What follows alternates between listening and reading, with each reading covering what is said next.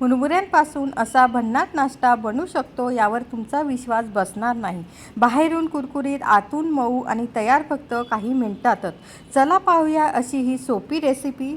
सर्वप्रथम एक मोठं बाउल घ्यायचं आहे। त्यामध्ये 4 मोठे चमचे आपल्याला बेसन घालून घ्यायचं आहे आणि त्यामध्ये आपल्याला हळद घालायची आहे, लाल तिखट आणि मीठ। हे सर्व आपल्याला छान मस्त यामध्ये घालून घ्यायचं आहे आणि घातल्यानंतर आपल्याला हे मिक्स करायचं आहे आणि मिक्स करून झाल्यानंतर आपल्याला थोडं थोडं यामध्ये पाणी घालत आपल्याला गाठी न राहता पातळसर असं मिश्रण तयार करायचं आहे। एक महत्त्वाची टिप्स यामध्ये अशी आहे की मिश्रण खूप जाड करू नका। थोडे पातळ असेल तर ते मुरमुऱ्यांमध्ये व्यवस्थित असं कोटिंग होते आणि थालीपीठ आपले जे आहे ते मऊ आणि चविष्ट असे तयार होतात। आता आपल्याला हे मस्तपैकी छान मिक्स करून घ्यायचं आहे। गुठळ्या हे बघा मस्तपैकी मिक्स झालं आहे, गुठळ्या अजिबात आपल्या राहिलेल्या नाही आहेत। आता तयार झालेलं हे बेसनाचं जे मिश्रण आहे त्यामध्ये आता मुरमुरे आपण घालून घेत आहोत। हलक्या हाताने आपल्याला हे सर्व छान असं मिक्स करायचं आहे। मिक्स करून सर्व मुरमुऱ्यांना मिश्रण व्यवस्थित लागेल याची खात्री आपल्याला करून घ्यायची आहे। येथे अजून एक टिप्स तुम्हाला की घरात उरलेले किंवा नरम झालेले जे मुरमुरे देखील या रेसिपीसाठी उत्तम असे आहेत, ते सुद्धा तुम्ही वापरू शकतात।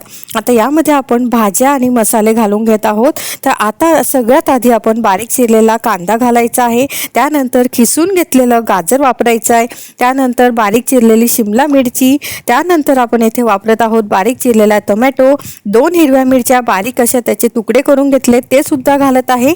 आता तुम्ही यामध्ये गाजर, बीट, कोबी किंवा पालक किंवा उकडलेले मक्याचे दाणे हे सुद्धा तुम्ही यामध्ये घालू शकतात।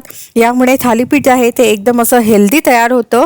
आता आपण यामध्ये 1 चमचा ओवा घातलेला आहे, त्यानंतर आपण यामध्ये धने जिरे पूड घालतो आहे, ते 2 छोटे चमचे आहेत आणि जर मीठ तुम्हाला आवश्यकता असेल तर घालायचं आहे। आधीच आपण या मिश्रणात मीठ घातलेलं होतं।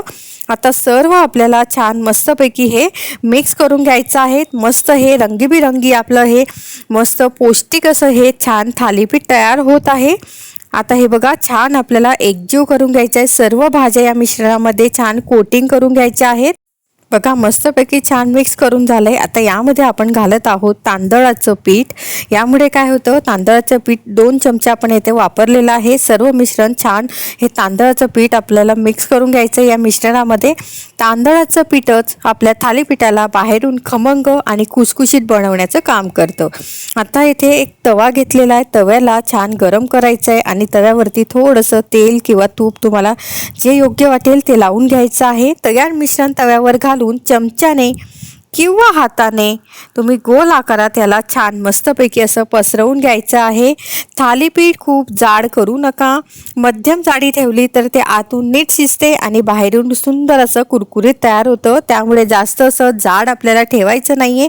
हे बघा मस्त असं आपल्याला हे पसरवून घेतलंय चमच्याच्या साहाय्याने। आता यावरती आपल्याला 2 मिनिटासाठी आपण झाकण ठेवायचं आहे। झाकण आपण 2च मिनिटासाठी ठेवायचं आहे। 2 मिनिटं झालेले आहेत। 2 मिनिटानंतर तुम्ही बघाल मस्त वरची जी बाजू आहे ती छान अशी शिजली गेलेली आहे।